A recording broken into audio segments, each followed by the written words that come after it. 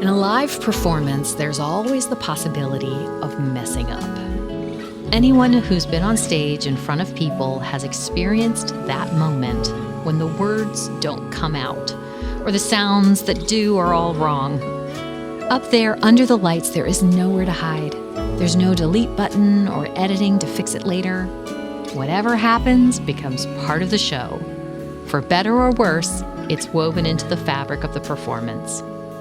The best performers know that, embrace it as part of the process, and in a way, enjoy that feeling of risk.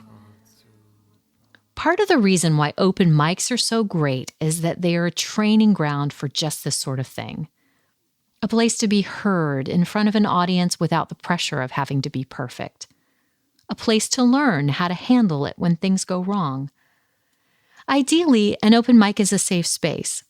But this does nothing to deaden the instant of sheer panic that comes when you find yourself in that spot, feeling the immediacy of being lost, wanting to beat yourself up for making a mistake, and then the realization that you have to do something.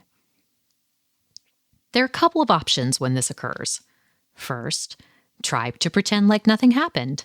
Smooth the mistake over into the rest of the piece and keep moving. This is usually the preferred option, as many times the audience doesn't even notice you've made a mistake. The second option is to stop and start over from the beginning. Just try it all over again. This is a bit awkward and rarely a good idea. Most of the time, it isn't even an option. And finally, you can pause for a second, steady yourself, then pick up from where you left off and finish. I've seen all of these occur. I'm pretty sure I've done all of these as well. But I've never seen what I witnessed one night at an open mic. A young man with immense talent as both a singer and a songwriter took his place at the mic and shared a story with the audience about his desire to meet another musician whom he admired. His plan was to film himself playing a cover of a song he loved so well that the artist who wrote it would agree to meet him when he saw it.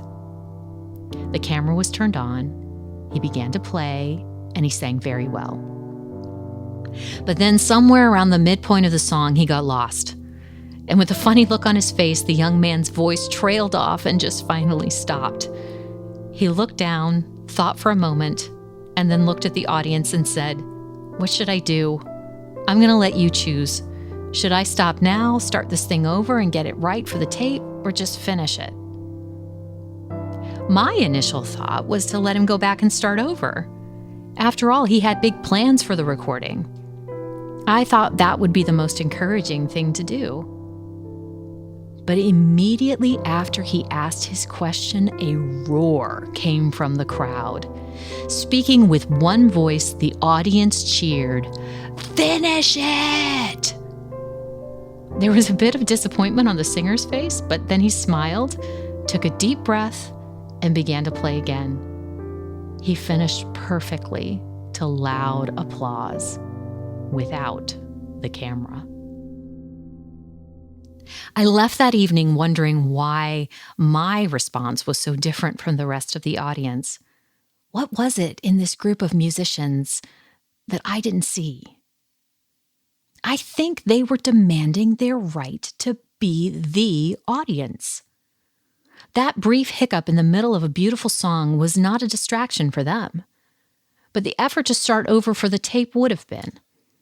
They were saying one mistake doesn't wipe out the beauty of what we've heard so far and what we think is to come. If you're really doing it for us, then stay here in this moment and finish. I think they were demonstrating true accountability and grace. In life, as on stage, it's about keeping our eyes on the right audience. When we have those hiccups, we're to adjust, renew our focus, and continue on knowing that God sees the whole scope of our lives and is cheering us on to learn and to grow. If we live in a constant state of wishing for do-overs, we're unlikely to turn in any kind of audience-worthy performance at all. But if instead we are focused on the roar of God's loving voice, we will finish well, honoring God's right to be the audience for our lives.